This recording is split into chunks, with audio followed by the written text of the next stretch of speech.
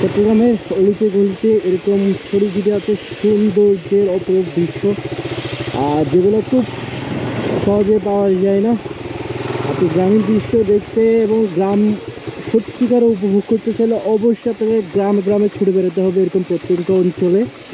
তারপর আপনি গিয়ে হয়তো বা দেখতে পেতে পারেন এরকম সৌন্দর্য, খাল, নদী, বিল, তারপর হচ্ছে মাঠের মধ্যে পাখি উড়ছে, বক উড়ছে, এগুলো দেখবেন। এই যে দেখেন এত বড় মাঠ, কিন্তু আগে এগুলো সবগুলোতে চাষ হইতো, কিন্তু এখন খুব অল্প কয়েকটা জায়গায় চাষ হয়। খুব সম্ভবত পানি উঠে, ওই জন্যই। আমি যতটুকু জানি এখানে আগে খুবই পুরো বিলটা চাষ হতো, তো এটা এখন হচ্ছে না। তো এগুলোর সমাধান প্রয়োজন। আমি জানি না নেক্সট কে এগুলোর দায়িত্বে, বা বাংলাদেশের কোন ডিপার্টমেন্ট এগুলো দেখে। তাদের উচিত কোন গ্রামে চাষাবাদ হচ্ছে না এগুলোর ইনকোয়ারি করে তাদের সহযোগিতা করা, কৃষকদের বাঁচার জন্য সহযোগিতা করা, যেটা খুবই আসলে রেয়ার একটা আশা, যেটা হয়তো বা হবে না, সম্ভব হবে না কখনো। এই যে গ্রামীণ দৃশ্য, এই যে দৃশ্যগুলো আপনি সহজেই কোথাও দেখতে পাবেন না। যে গাছ ধরে আছে, আমি তো যাইতে পারবো না এখন। আমি গেলে রেকর্ড করবো, দেখতে হবে।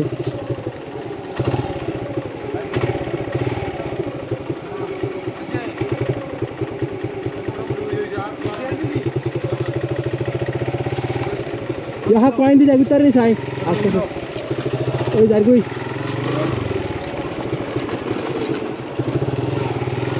হচ্ছে একদম গ্রামের রিয়েল ভিউ, একদম রিয়েল টাইম ভিউ, যেগুলো হচ্ছে আপনি সচরাচর দেখতে পাবেন না। যেগুলো সাইকেল দেখবেন, মানুষ, মানে যেখানে যাবেন আপনি প্রাণী, উদ্ভিদ, পশু পাখি সব কিছু দেখবেন একসাথে।